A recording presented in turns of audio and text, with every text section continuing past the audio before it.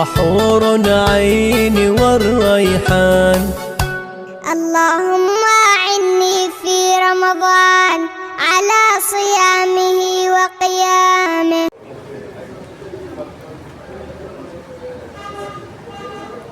أعوذ بالله من الشيطان الرجيم.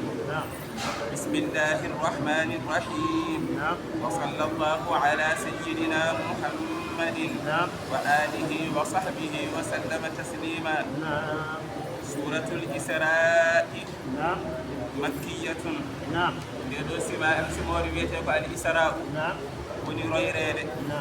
makkiyatun de jibbi kone makkiyankore nde jibbi ko makka illa so wona wa in kadu la yaftinunaka al ayati samani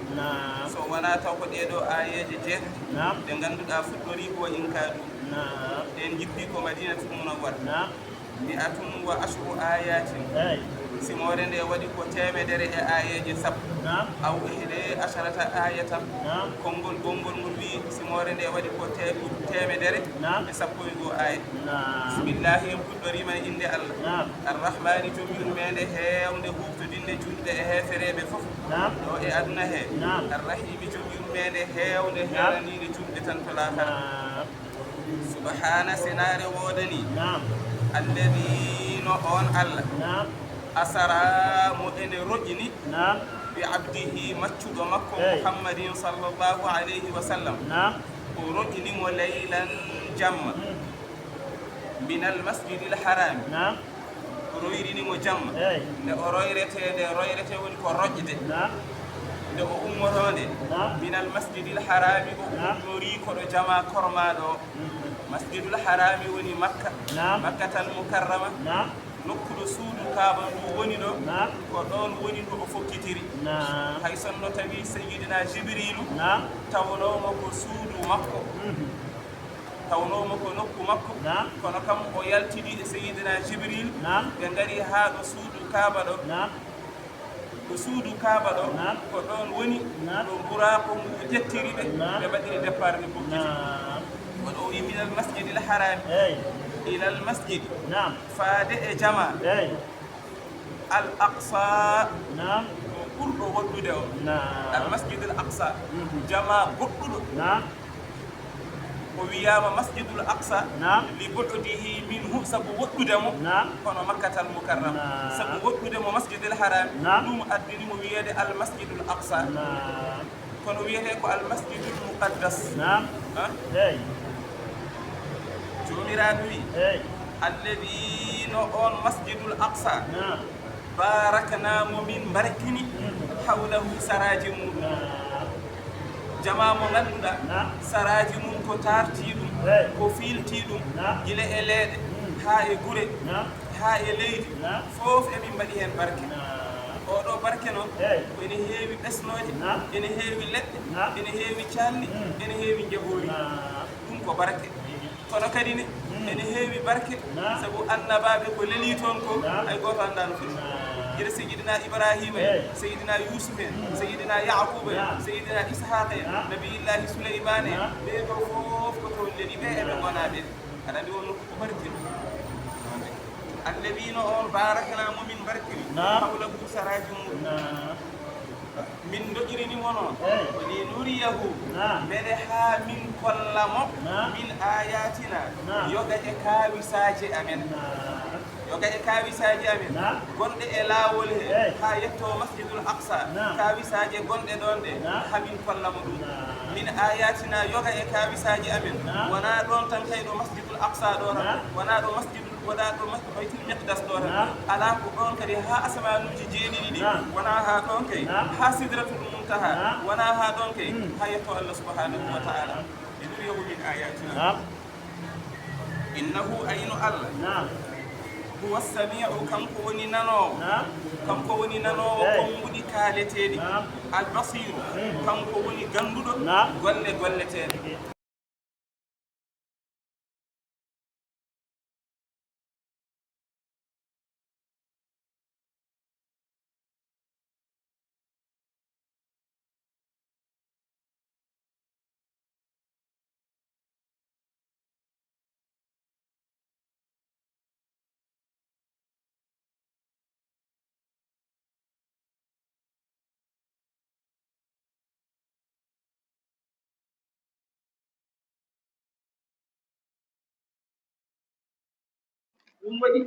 فأنعم عليه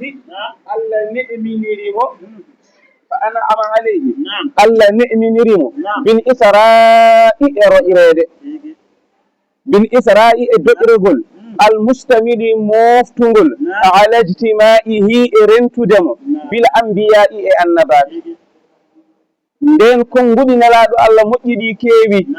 golle nelaaɗo Allah sallllahu alayhi wa sallam moƴƴe ɗe keewi nelaaɗo Allah noon fof mum ko moƴƴere Allah ƴeewi foti woni jobdi makko ndi o foti yoɓireede ko royreede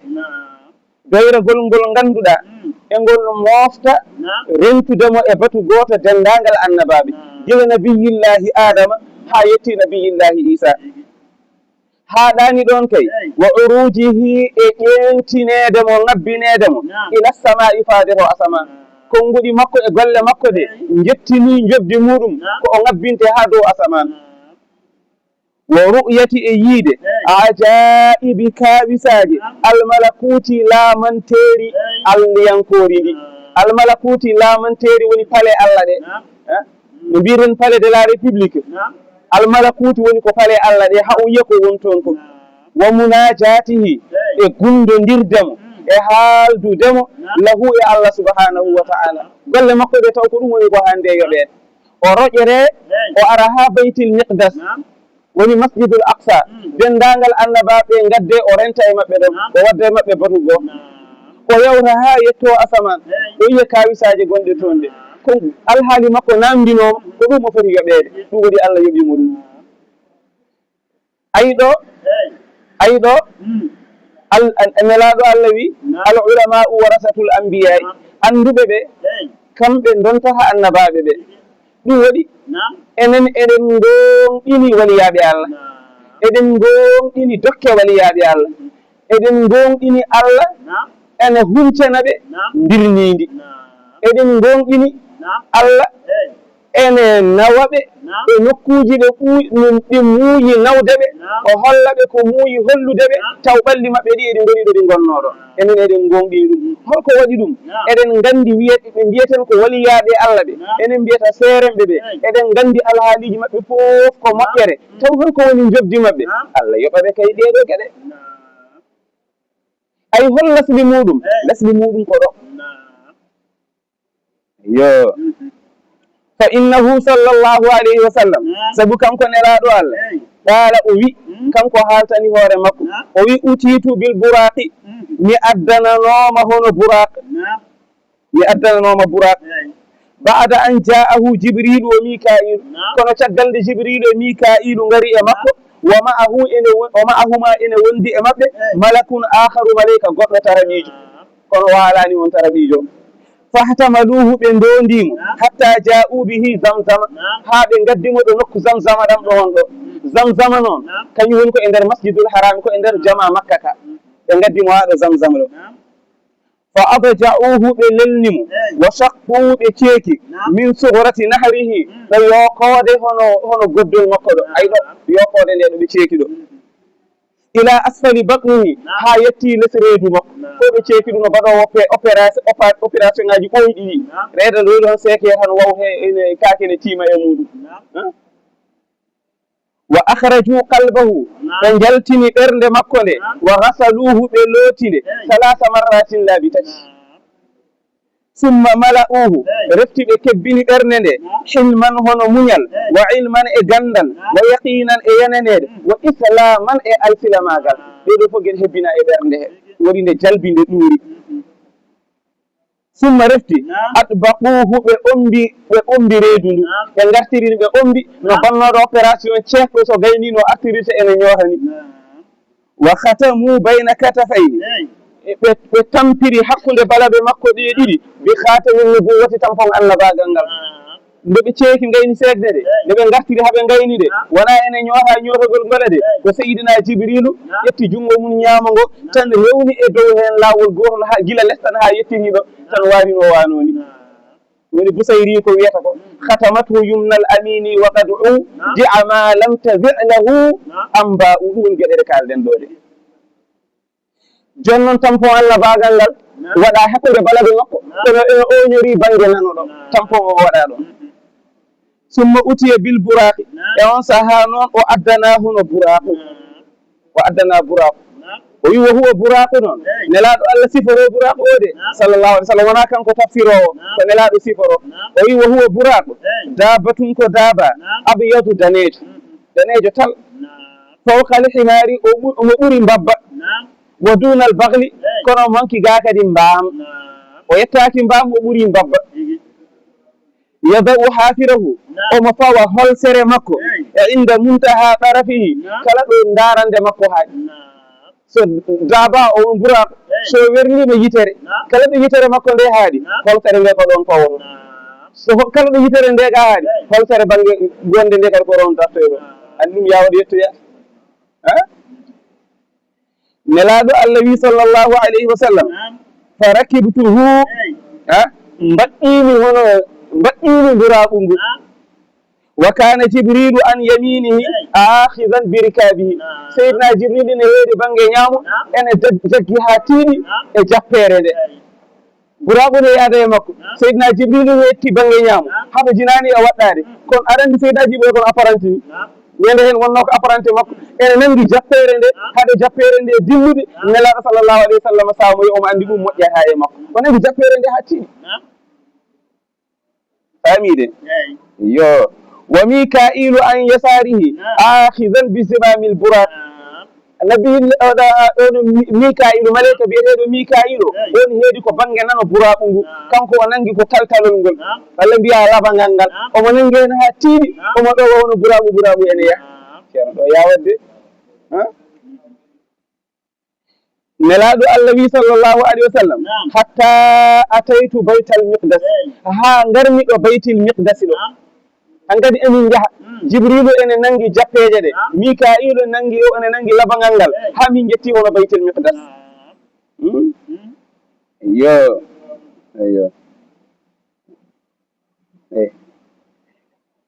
eyyo fi hadihi riwayati ikhtisarun oɗo riwaya noon ɗo habliɗo o witan ha min jettoyi baytil miqdas kabra o ɗo o kanko joom tafsir o mo raɓɓiɗiniɗo wonko ittiɗo wa zida fi gayriha won e defte hono tafsir ɓeni ene ɓeyda annahu nasala bil madinati nde buraqu ngu arde e makko ha madiyatul munawwara buraqu ngu jippima ɗon seydina jibril wimo ayi ɗo ɗo jippiɗen ɗo ko ɗo woni daru hijirati ma ɗo woni galle fergo ma kala nde fereɗa makka ko ɗo garata ayi ɗo ɗo buragu ngu juuriɗo ko ɗo woni lelde ma ɗo woni ɗo lelorɗa ɗum ngu bereɗa samayi ɗo buragu ngu jippi sallllahu alayhi wa sallam ene wayno no ceerno radiallahu taala anhu nde o arde seydi el haji ali to alamul arwahi haɓe jettiɗo madina ɗo tawa ɗo goni tawa hay seydi el haji ali ene wuuri yoɓe gardi ha ɗo madina ɗo seydi el haji ali wimo ko ɗo taw ko alamul arwahi wimo ko ɗo ñande o ari ferde nde o yii mande nde seydi el haji ali wonno e lekki e o yii mande nde o wi ɓe o ardunoɓe ko ɗo o soppi lekki ki o wi goto fof yo woodi ko soppi ay ɗon ko ɗo o wonnoɗo ko ɗon o leeli kanko ceerno radiallahu taala an ayno wayi nandude eyo jarama wo madiyana kadi ɗo ɓe gari ha ɓe jetti nokku biyeteɗo madiyana ɗo ɓe kadi ɓe jippima ɗon madiyana woni wuuro annabi Shuaybu desminoɗo nabiyillahi Musa molnoɗo nabiyillahi Musa e gole Firawun wo ɗuuri Sina ɓe jippinoma kadi nokku ɗuuri Sina anon woni ɗo Allah haalduno e nabiyillahi Musa ɗo nde wari ha o yetti ɗon o tawi nabiyillahi Musa e nan ɗon ene juula nabiyillahi Musa mayinoɗo ene ubba ɗo ɗo ɗuuri Sina ɗo ene dari ɗon ene juula wa bayti lahmin o jippima kadi hono bayti lahmin nokku biyeteɗo bayti lahmin woni nde sayyidina Isa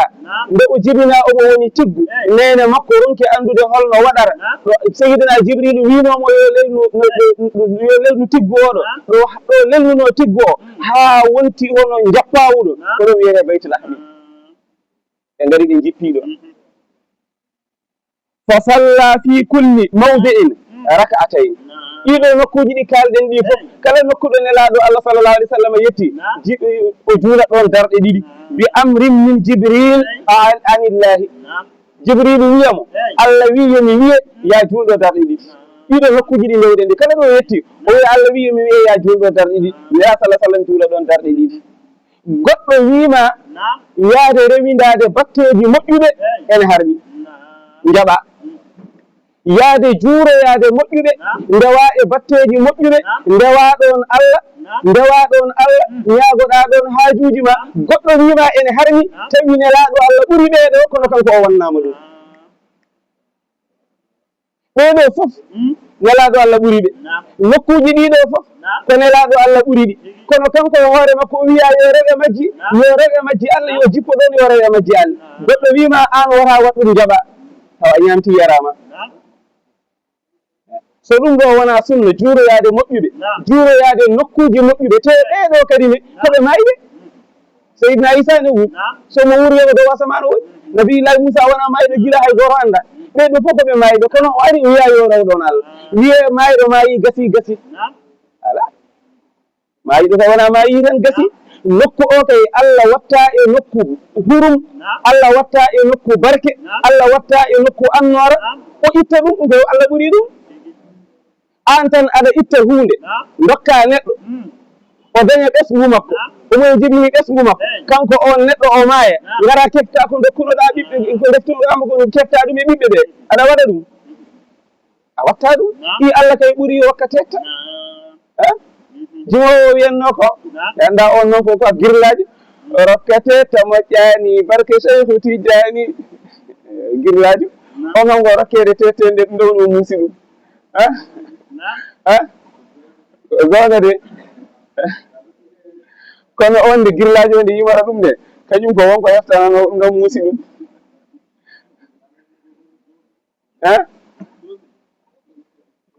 ko gonga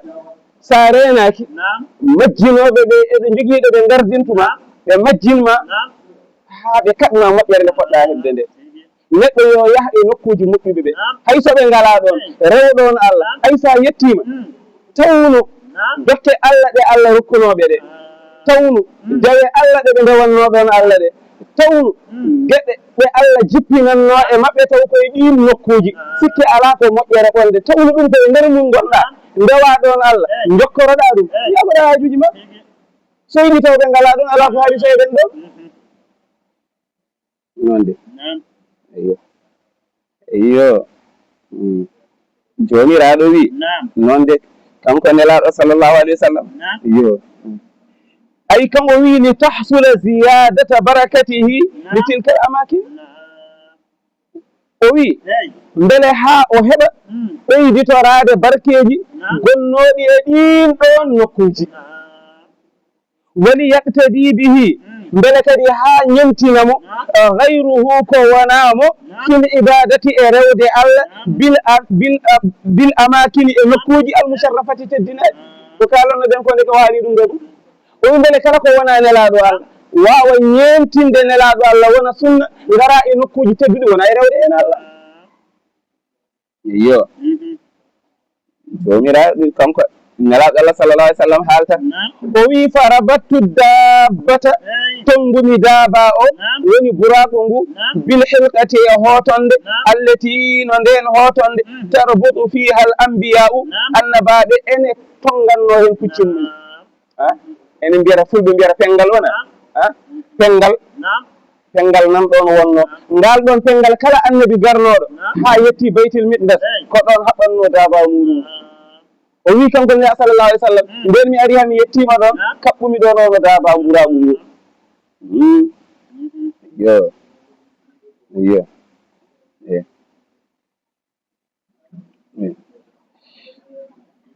o wi summa dahaltu o wi reftinaɗmi baytil miqdas o fa sallaytu fihi rak'atayni njulmi nder to darɗe ɗiɗi imaman taw wala haaɗu mbeɗe woni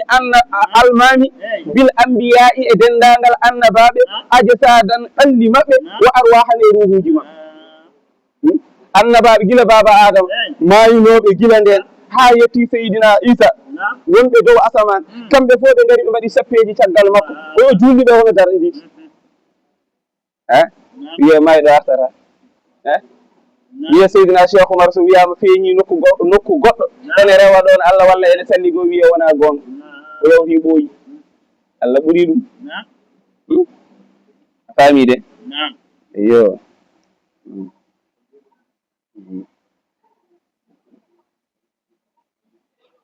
wal malaikatu malaikaji kadi dendagal malaikaji ɗi ene tawa wa arwahul muminina ruhuji gonɗinɗe Allah ay gonɗinɓe Allah ɓe ruhuji mumen kamɓe fof ene tawa nden julde nden darɗe ɗiɗi wa hadihi salatu ndeɗo julde noon lam yu'lam andaka kawnuha laatade nde fardan aw nafalan soko nde farilla walla soko nde nafila ɗum kam anda est ce que ko farilla wonno walla ko nafila en mbawa wiide ko farilla sabu farillaji ɗi joyi ɗi juuleten ɗi ko so yettoyima mission makko ko ndena totori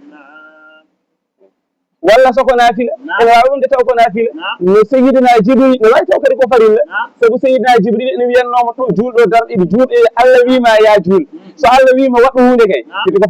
ko farilla dow ma mbaɗa ɓe gari ha ɓe naati jamaka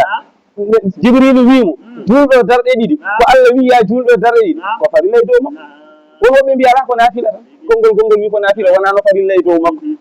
farilla o ko ma o yettoyi Allah tottimo farillaji ɗi fahmi de iyo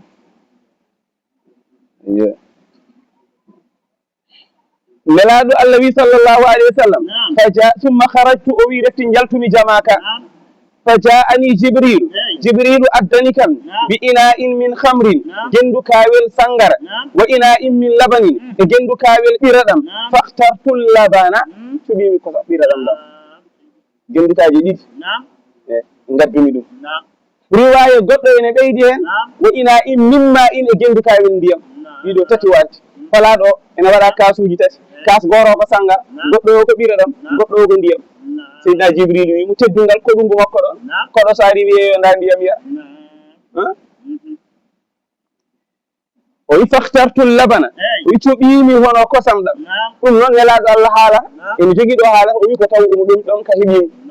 e taw o ɗum ɗi seydina jibril addanimo ɗeɗo guel tati o wi o suuɓi hono ɓiraɗam ɗam o suuɓi pulaɗum ɗum wadde wona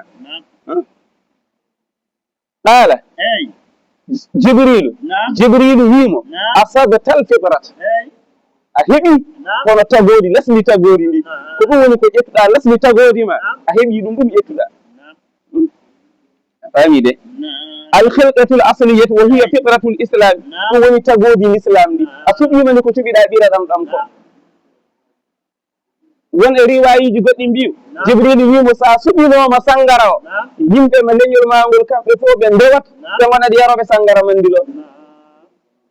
seydina jibrilu wimo sa suɓinoma ndiyam ɗam yimɓe ma ɓe maɓe mbew soɓe mbewino kamɓe fof koɓe yolereɓe e ndiyam kono cuɓiɗa ɓiraɗam ɗam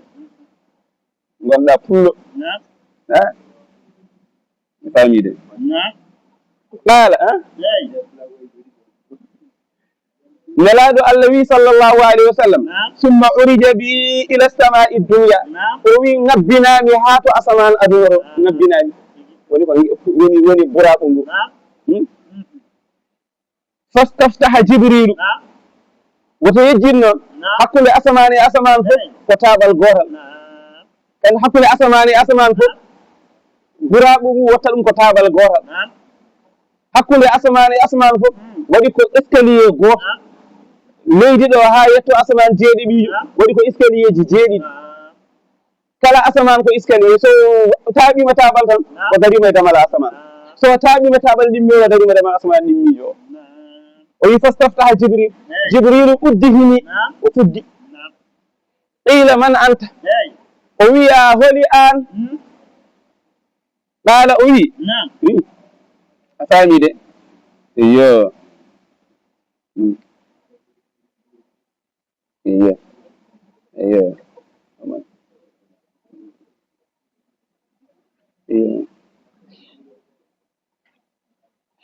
wa hikmatu halqiha idzaka fayida nafoore sokede damal ngal on saaha damal ngal ko fermano ko ha woni ko magal tugga li ziyadati l ikrami ko sabu ɓeydude teddinde bisuali e namdagol wa tarhibi e bismagol lahu sallllahu alayhi nelaɗo sallllahu alayhi wa sallam ko haa nelaaɗo Allah waawa bismeede sabi so tawii dame ɗe ko ɗe ŋarɗi heno ɗe ɗe guddita seydina jibrilu so arii omo naamɗo autorisation naati so naati omo daro so arii hen o yewtat ko laawol gorol wuro way tan koɗo ceerno jooni so en hota gure ɗe kala jiɗɗo kay ceer heɓde duwaw ceerno yo on jaltat kay haa boowal to mbaɗon daro ɗon so ceerno arii yettima yiya on oɗon daari e dow wuro moɗo garage moɗon o wawa daraade somo keeɓi nder oɗon keɓata o yeede toon ɓe keɓata taw yeede jooni holno ɓe tinirta nela sallah sallam so en ara haa ɓe mbawa jaɓɓade ɗum ɓe mbawa bismade ɗum ɓe permi baafe ɗe woni kala nde jibril yetti fuggat o fuggi après ɗo fuɗɗi udditeede woni o wiya holi an qaala o wi jibrilu komin jibrilu qila wiya waman ma'aka hol gonduɗo e ma qaala muhammadun o wi ko muhammad qila wiya wa qad ursila ilayhi kanko kam o nelama qaala o wi qad ursila ilayhi jibrilu wiya aha o nelama fa futiha lana nela sallallahu alih w sallam wi tan min gudditana damal ngal fa ida ana bi adam nden damal ngal uddirama tan jimimi ɗe woni sara baba adam jimi baba adama fa rahaba bi tan o bismi kam wa da'ali bi khayrin o duwani kam hono moƴƴere sallallahu alayhi wa sallam iyo baba adama wimo marhaban bil ibni salih baba adama nde bismoroma nde wima ko marhaban bil ibni salih bisimilla ma an ɓiɗɗo moƴƴo o wannabiyi salih bisimilla ma an annabi hono moƴƴo o o summa o rijabi refti ngabbinami ila samai thaniyati ha asaman ɗimmijo o fastaftaha jibrilu fuggi fa qila wiya man anta hoɗi an fa qala jibrilu wi fa qala o wi jibrilu komin jibrilu qila o wiya waman ma'aka hol gonduɗo e ma an aɗa rewannoɗo a fugga ha yewtat tan qala o wi muhammadun ko muhammad qila wiya wa qad bu'itha ilayhi kanko kam o nelanama qala o wi qad bu'itha ilayhi kanko ka aha o nelama fa futiha lana tan min gudditana o wi fa ida ana ndeke yo tan ha jiimi hooram bibnayil haalati ɓiɓɓe ɗiɗo yumma ɓe ɓiɓɓe ɗiɗo yumma jiiduɓe yumma ɓe remmiraɓe ɓe tan ha jiimi remmiraɓe ɗiɗo ɓe woni yahya wa isa nabiyillahi yahya e nabiyillahi isa yahya e isa iyo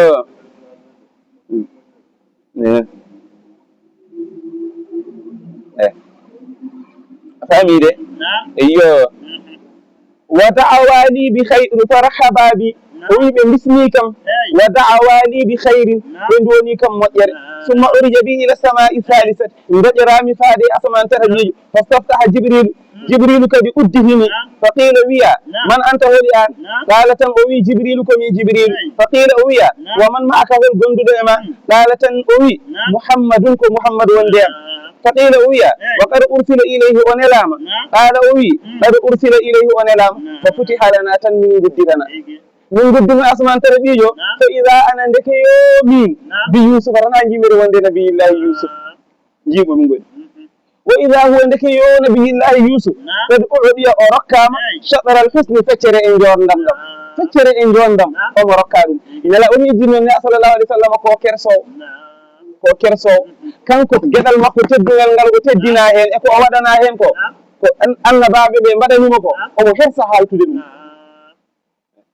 o wi seydina jibril e seydina yusuf ene rokka feccere e jondam kanko deƴƴi ko rokka ko waalani ɗum konko noon ko dendagal jondam no fotirno jondam fof no fotirno nde Allah tagi ɗum de taw hay gabbel zarra ittaka hen kanko o fof o rokka o ɓorna ɗum sallallahu alayhi wa sallam yo munazzahun an sharikin fi mahasinihi fa jawharul husni fihi ghayru munqasim فرحب بي أوي إيسى باسمي كم ودعالي بخير أدوني كم مؤير ثم أرج بنا إلى السماء من نبنا فادي أسمان الرابعة يبيجو فاستفتح جبريل فقيل من أنت قال جبريل فقيل ومن معك قال محمد فقيل وقد بؤس إليه فقال قد بؤس إليه كلمة بفجي فليان من جبريل mo gonduɗa goddumi ko mouhammad o nelama ha kay o nelama o yetti toon o wi fo foti halana tan min gudditana damal ngal fa ida ana bi idrissa tan ha jimi mbeɗo wonde annabiyillahi idrissa nabiyullahi idrissa wa huwa awwalu man khaɗa siyam idrissa noon kañum adi ñodde ko wiyete wutte ko kanko adi wonde tawi ñodde wutte ko idrissa Allah mbiyatmo walla ko maabo walla sakke ñorowo ko maabo de ñora maabo sañat eyyo ko sañata on ko gude jono eɗen jogui ñorowo tawi tan ko kanko tan wona e nden ko gude tan ko joguirton de wona a faami de wa qabla dhalika ko adi nabiyillahi idrissa kanu ɓe laatinoma yalbisuna aljulude ɓe ɓornoto ko guri nden ko guri tan ɓe ɓornoto a joni ɓe hen heddi Tanzanie ɗo wona walla hedde diwan mali gawaji ɓe dogoji no mbiyeteno kadi dosoji ɗi kono seyidina idrissa kanko adi ñodde wutte ani o wi farahaba bi wa daali bi khayrin nabiyillahi idrissa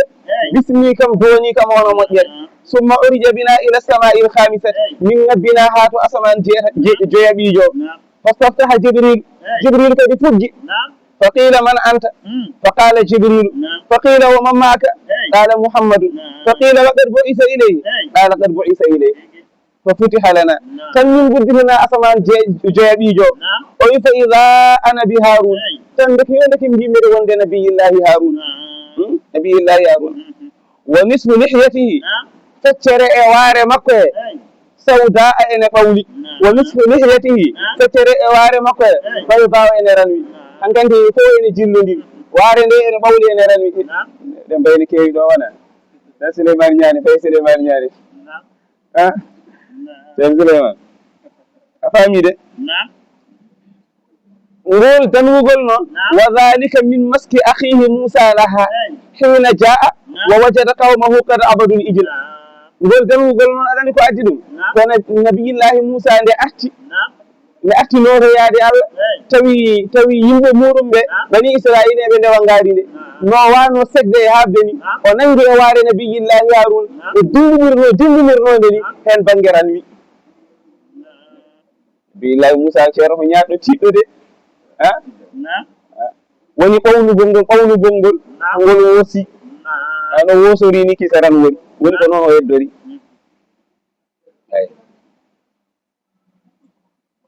famide yo o wi summa noon de farahaba bi wa daali bi khayri nabiyillahi haruna o wi o bismi kam o doni kam moƴƴere summa bi urija bina ila samai sadisati min ngabbina ha faade asaman jeegoɓijo fastaftaha jibrilu udditini faqila man anta faqala jibrilu faqila wa man maka qala muhammadun faqila wa qad bu'isa ilayhi qala qad bu'isa ilayhi fa futiha lana tan min guddirana damal ngal fa ida ana bi Moussa tan ha jimi mbeɗe wonde nabiyillahi Moussa omo weedi banggam ñamoɗo no faami de wa hawlahu ene sara annabi Moussa nafarun dental min qawmihi yimɓe makko falamma jawastuhu nelaɗo Allah de haala sallllahu alayhi wa sallam o wi falamma jawastuhu gila nde mi yawti Moussa mbeɗa fayi dow tan baka o woyi nabiyillahi Moussa woyi nabiyillahi Moussa ko kirowo Moussa ko kirowo o wona haaside de ay hirde noon woni neɗɗo o kira daña ɓureede caloɗa ɓureede sa añi ɓureede a salima ɓureede firti wonmo jiiɗani woni dow ma holno mbatta ƴeew hebde kono ko heɓi ko darta ɗum ko makko ko woto darta ɗum sa wawa ƴeewa jeeyede e nder makko gonta e nder makko neɗɗo ƴoƴƴo ko noon waya julɗo hirat neɗɗo julɗo neɗɗo tan hay sa wiyani julɗo neɗɗo mo hirata kanko e mbabba foti neɗɗo mo hirata jiya aɗa ɓure an aɗa woni ɗo gonnoɗa aɗa wayno mbanoɗa a dillara a daalara kadi a mettinta a segara on neɗɗo ko e mbabba foti neɗɗo ko ma hira kiram noon ko jiya moƴƴere woɓɓe ne jogui moƴƴere ala hono mayre holno keɓiranmi hono ndeɗo moƴƴere jaaha ƴeewoya a andi a wawa ƴeewoyde walla a ƴeewi a wawa heɓde ndeɗo moƴƴere ɓeɗo moƴƴuɓe holno nattiranmi e nder maɓɓe mi jeeya e maɓɓe kam gurle ɗeɗo gueɗe ɗi ha joni noon bani israila en ɓe yahudiyankoɓe ha joni koɓe hiroɓe ɗe heddi kamɓe kiram maɓɓe ɗam yenti enen kadi ko hasidagal famide baka nabiyillahi Moussa woyi fa qila lahu ma yabkika tan dental maɓɓe mbi ko goyata ceerno nana woya ɗum ndeɗon fewani ko woynatama Allah rokkima ko rokkuma ko fof qala o wi abki mbeɗa woya li anna hulaman wonde suka de boisa on elama min baadi caggalam yadkhulul jannata ene naata aljanna min ummatihi e leñol makko ngol aksara ko ɓuri heewde mimman yadkhulul jannata ɓe ene naata aljanna min ummati e leñol amen ko dañata naaroɓe aljanna e leñol makko ko ene woni cowanɗe ko jogori naatde aljanna e leñol am ngol nde ɗum woni ko ngoya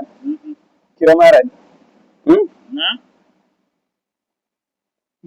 falaw annahu fi nafsihi lam ubali sonno ko kanko tan heɓno ɗum kanko tan goto ɗi wondaka kono leñol makko ɓuura leñolam so kanko tan ɓurno kam haaɗi ɗon ibasi ala kono leñol makko kadi ɓuura leñolam kadi kiramari yo وفي رواية أري رواية قد نلاد الله صلى الله عليه وسلم هبرت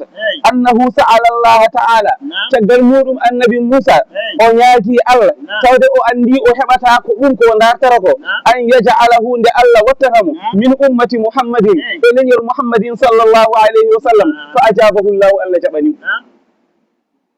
o andi ko nelaɗo heeɓi ko o heɓata ɗum o wawa hebde ɗum ko leñol nelaɗo Allah heeɓi ko leñol makko heɓata ɗum o wi joomam mbeɗa ñaaguima kam tawde ko ni wattami leñol makko ngol mi jeeye hen Allah wimo mi jaɓi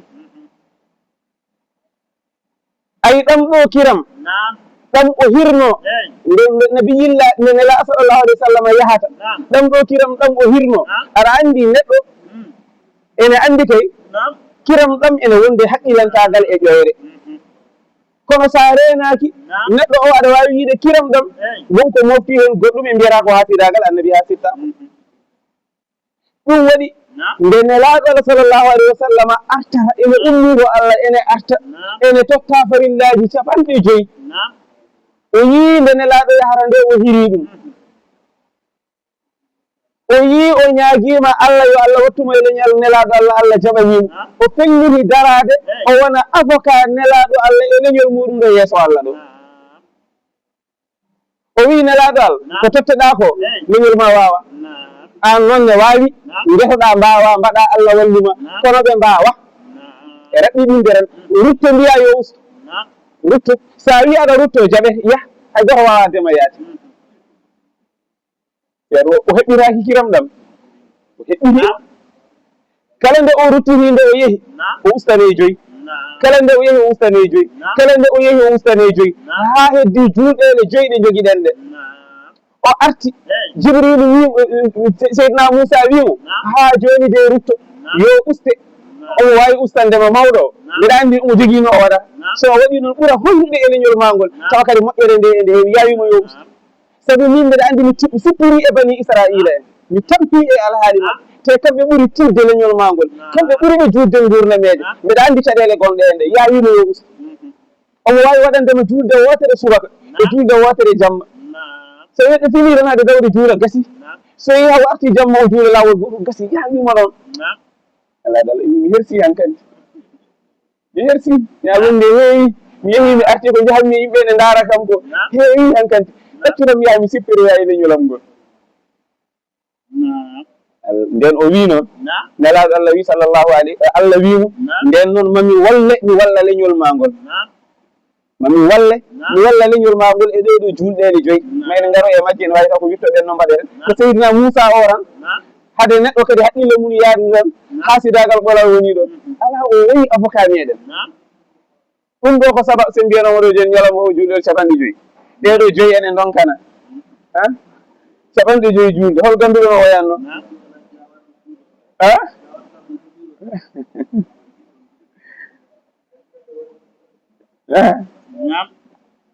famide yo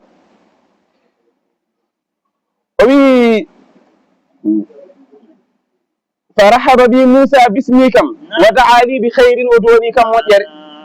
ثم أرج بنا إلى السماء السابعة من رجراها أسمان هون جيد بيجي فاستفتح جبريل كدي أدهني فوق دمانغال فقيل من أنت فقال جبريل فقيل ومن معك قال محمد قيل وقد بعث إليه قال بعث إليه ففتح لنا فمن بدرنا فإذا أنا بإبراهيم تنجيم يدون نبي الله إبراهيم سهل الله فإذا هو عندك النبي إبراهيم مستند أمو بجي إلى البيت المعمور بيت المعمور سودو ويرين بيت المعمور كيميرو بجي بيت المعمور وين أسمان جيدي بيجو كما سودو كابن وين ليدي جيدي بيجو ديدو ليدي وندي دو ليدي ليدي كو دي جيدي ديدو ليدي وندي دو سودو كابن nondu wayi e julɓe ɓe ene mbangondu ni baytul ma'mur ko kanƴi cawnodiri ene woni dow asaman jeeɗiɗijo malaikaji ene mbangodu seydina ibrahima alayhi salam ko ɗon woni ene ɓaggiɗo est ce que ɗo ko hittana gueɗal o mahi gawo hoɗoy ɗo o mahimo oɗo mo less o yehi hoɗoymo dow eyi teddugal no Allah yoɓirta sa waɗani less ɓe ɓe Allah wattuma e dow rewɓe ɓe ni tan foti sa waɗani less ɓe ɓe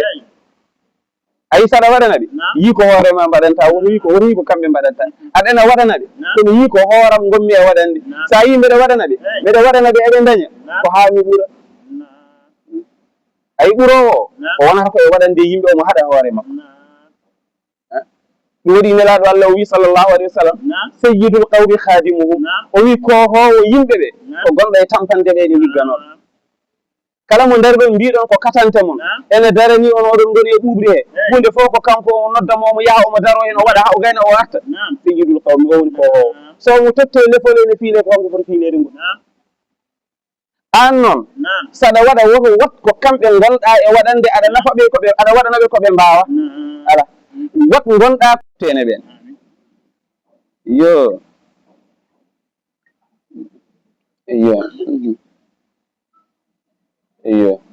wa ida huwa ndeke yo suudu ndu yadkhuluhu ene naata e mayru kulla yawmin kala ñalawma 70,000 malakin capanɗe jeeɗiɗo ujunere maleyka kala suba capanɗe jeeɗiɗo ujunere maleyka ngara ha wangade suudu kaaba ndu so yeehi ha hiiri summa la yauduna ilayhi to ɓen gonta artude so ɓe jeeyi gonta artude capanɗe jeeɗiɗo ujunere maleyka so ɓen bangima jeeyi kadi gonta artude kikiɗe kadi woɓɓe ɓe ngara yijow suudu kaaba ni a meeɗata yiwde suudu kaaba kay ndu darti hay goto ala ɗum bangorol ala kadi Allah dandi en e corona o kay kamɓe fof e hulde hayso kam ko ɗiɗon taron nayon kam keddima ɗon ene bango yo فقال لي نبي الله إبراهيم ويكم مرحبا بالابن صالح بسم الله أن بيتو مأيو والنبي صالح النبي هنا مأيو ودعا لي بخير ويا النبي إبراهيم دوني كم مأيو وقال النبي إبراهيم وي أقرأ أمتك من السلام أقرأ أمتك من السلام سارتي ما هوتي بيا لنيل مانغول بدي سلمينا دي وأخبرهم حبرب أن الجنة وند الجنة طيبة التربة إن ولي ليدي دي إندي ولي وني ولدوم إندي أورا غل إن يلتا إما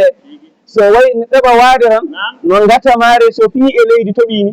yi wone ngata maare joɗa ko leydi ndi ene ɓuura wona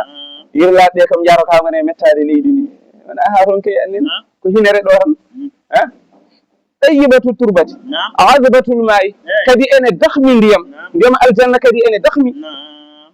wa anna ghirasaha habluɓe kadi woni tutanteri aljanna kala jiɗɗo tudde leɗɗe e ngesa muɗum aljanna yo andude subhanallahi walhamdulillahi wala ilaha illa allah wallahu akbar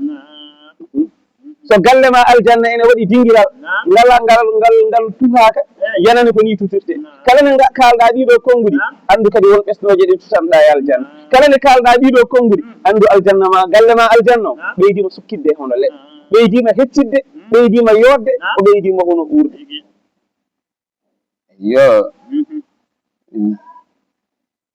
kanko nelaɗo Allah o wi sallllahu alayhi wa sallam yo summa ثم ذهب بي إلى سدرة المنتهى هنكن وي أيوة هنكن أسماء نوجين غسي وانا نبينا دي هنكن تيالا وي سيدنا وي جبريل نبي كم تسدرة المنتهى سدرة المنتهى فتوك دون وني وانا فإذا أوراقها ndeke yo berem lefi hono sidratul muntaha sidratul muntaha ene mbiyata jaabi ha tirti ha sidratu e ɗemngal arab ko jaabi wiyeteno al muntaha woni ha tirde woni ha hunde yawrata ɗon sa nani sidratul muntaha ko nokku ɗo ganduɗa ko wiyete tagore Allah ko wiyete tagore ko yawtani ɗon nokku on ɗon noon no tagorini way kono jaaɓi ni taw wiya sidratul muntaha iyo o wi fa ida awraquha ndeke yo birem leti hono sidratul muntaha ka adanil fiilati way kono noppi hono ñiwani noppi ñiwani o yahani wa ida samaruha ndeke yo ɓesnoje hono lekkiki kalkulani way kono barraduji ni woni mbulukuji wonno barraduji men ɗi barraduji kafseruji mawɗino ɗi mbayata ni o wi ko noon ɓesnoje ɗe hono mbayi nelaɗo Allah sallllahu alayhi wa sallam wari ha o yettani en ɗo tan o mumi o mumani en ɗo no Allah mumirno ko suratu wan najmi ni o noon to suratu wan najmi sen jettima wan najmi wonko mumi ɗo ko toon mumtete wonko muma toon ɗum heddi ene mumi Allah wi fa awha ila abdihi ma awa o wi o wahyi faade e maccuɗo makko ko o wahyi ɗum ko o sawi yalde mum o deƴƴi ɗo ɗone nelaɗo Allah wi sallllahu alayhi wa sallam falamma gasiyaha gila nden hippi jaaɗiki min amrillahi e fiya ko Allah ma gasiyaha ko hippuno jaaɗi ha tirdeke tagayyarat tan jaaɗiki wayi lawol gotol natti wonde jaaɗi min mbayranno han ko sidratul muntaha ene woni tagodi muɗum meɗe ndaara berem lefiɗi meɗi e ɓesnoje ɗe no ɗe mbayi yoddini tan hunde e Allah fiya ko Allah tan hippu jaaɓiki ki wayni ki wonti goɗɗum o wi fama ahadun ala hay goto min khalqillahi e tagore Allah he taala towɗo yestaɗi'u mo ene hattan an yasifa ha nde sifoho jaaɓiki min husni ha e jondam makki hay goto wawa ngan sifade ko no wayi yodde ki wuɗi tan joɗgol ene seeki aɗa taala tan nelaɗo Allah wi fa awhallahu ilayya Allah wahyi kam ma awha ko wahyi ko wadde a andi ko hippi jaaɓiki a andi nelaɗo rasulullah neɗɗo tinɗo hoore muɗum ene woni e hunde omo tinti omo yaha omo waɗa hunde so tawi ko wiyete fekkoro faɗɗare ko so tawi heptimama ɗon omo tina ko woni e dow muɗum ɗon ɗo faɗɗere nde iwani o andata ko woni e dow muɗum ayi nelaɗo sallah sallam nde jibrilu addimo ha sidratul muntaha jibrilu wimo ene jogui ɗon tribune muɗum jibrilu jooɗoyi hen wi min wama minna illa lahu maqamun ma'lum caggal nde ndena sallllahu alayhi wa sallam ndeɓe ngari aɓe jetti ɗon jibrilu wiyanimo hay konngol faye nokku joɗorde muɗum tan jooɗi ɗon o ƴettata yamirode Allah ko ɗon tawaramo o nawa so arti ko ha ɗon o warta seydina jibrilu jooɗoyi o wi ko woni seydina jibrilu min ko ɗo kaɗen mi yawta ɗo o wi ala i gitta kam e suudam gitta kam e gallam e suudam e famille am e endamam gadda ngabbinakama ha dowga mi andano ga wurirte no wonirte mbiya kam ko ɗo katta yumi yew to ɓan o wi a min de ko ɗo kaɗen o wi a huna yatruku lkhalilu khalilahu ko ɗo sehil ɗaccata sehil muɗum garda e makko ha ɗo ha yettoɗo ala ko andani ko woni yeeso ala ko wawi hen ala ko andani an woni sehil makko tan ɗaccidamo e probléme uji makko tan ƴeewa mbiyamo an e hoorema ni garda kam ha yettina kam ɗo mbiya min e hooram ni kay huna yetrukul khalilu khalilahu aɗa andi sehilagal sahaji wonɗo yettoto wooda jahatirɗo caggal seeɗa ay an keɗɗo yeeso jaɓan mo gantuɗon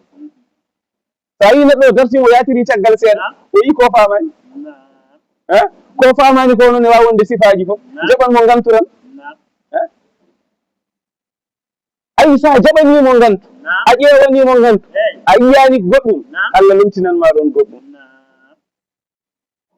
jibrilu wimo jaabowol muɗum wama minna illa lahu maqamun ma'lum ay enen tagore Allah nde goto fof ne andi darorgal mum goto fof ne andi darorgal mum so yettima darorgal makko o wawa ɓennude ɗon ɗum ko pulaar wiyata ko goto fof ne andi bawɗo ba mum kono o haalata a deƴƴat tan sa yettima ɗo doole ma martaba ma haaɗi ɗo jettan kaɗa ɗon pofta foftina ayi de jibrilu wimo fokkid yah ko jomma nodduma mi addi ha ɗo o wima ya ar mawo holla no jettortoɗa min kadi mi pawi hen nela sallam wi bisimilla ɗon nela sallllahu alih wa sallam o wiyata ene ƴeewa holno yawtirta ɗo tan rafraf ari jibrilu e buraɓu fof ko ɗon kaaɗi ko wiyete rafraf ko ari ɗum heɓɓiri nelaɗo sallllahu alih wa sallam nde heɓɓiri nelaɗo sallllahu alih wa sallam nelaɗo Allah sefti e jibrilu yewtannomo o nani sawtu sayyidina Aboubacry radiallahu taala anhu rafiquhu wa sadiquhu id huma fi lgari id huma fi lgari mo ganduɗa ko kañum tigi woni gondiɗo tigui rigui rigui id yaqulu li sahibihi mo ganduɗa ko Allah haali e nder deftere alqur'ana wi ko sahibu nelaɗo Allah ko gondiɗo nelaɗo Allah so goɗɗo yeddi seydina Aboubacry kay wona enen gongiɓe alqur'ana ɓe ayi nde o yettimi toon jibrilu ko saaha ara kono seydina Aboubacry gila koɓe law maɓɓe gila koɓe sukaɓe kamɓe gondi kamɓe jeeyata o nani seydina Aboubacry sawto muɗum ene yewtida e makko adde qissaji ne addanamo jeere o wi i jaam Aboubacry i an a adimama kam ga Aboubacry a adima kam ga ayi o welti ayi enen tan ɗo joni en moosi en beltima wona konngol ngol tan seydi sallam tigi weltare e hoore makko ko nani sawtu sehil makko giɗo makko o ko ɗon o nani sawtu jomiraɗo tabaraka wa taala ko sawtu makko ari ene yewtuma ayi ɗon o iwi e sago makko mo wonno o rafraf o ɓe ƴettimo wi ene sajjiromo ɗo e nattude mo tinde ko wonno e dow muɗum ko fo wonti lawol goro o yii hoore makko tan ko omo woni e aalamu goɗɗo windere wonde e tagore wonde ɗum woni nde o haalata nde hankadi heddi ko haala gokka rutto e waliyaɓe Allah duttoɗa e suufiyankoɓe duttoɗa e rewindiɓe nelaɗo Allah sallllahu alayhi wa sallam duttoɗa ɓe ganduɗa ala ko woni haaju mumen so wona andude Allah e yettade Allah e yiide Allah kono ɗo duttotoma ceggittuma ɗo duttoɗa noon ngal duttorgal ɓurgal mawnude a wawa hebde ko ɓurgal mawnude ko cheikhana Ahmad Tidiani radiallahu taala anhu ya namdoma ko kewnoɗo sallllahu alayhi wa sallam o wi fa awha llahu ilayhi Allah wahyi faade e am ma awha ko wahyuno ko o mumi ɗum wa farada alayya fi kulli yawmin wa laylatin 50 salata o farni kam hakkude jamma o e ñalawma o 5 juulde fa nazaltu jippimi hatta tahaytu ila Moussa ha gartumi ɗo annabi Moussa ɗo fa qala tan Moussa wimo akañum ko namdoto woni yimɓe wattantinoore ma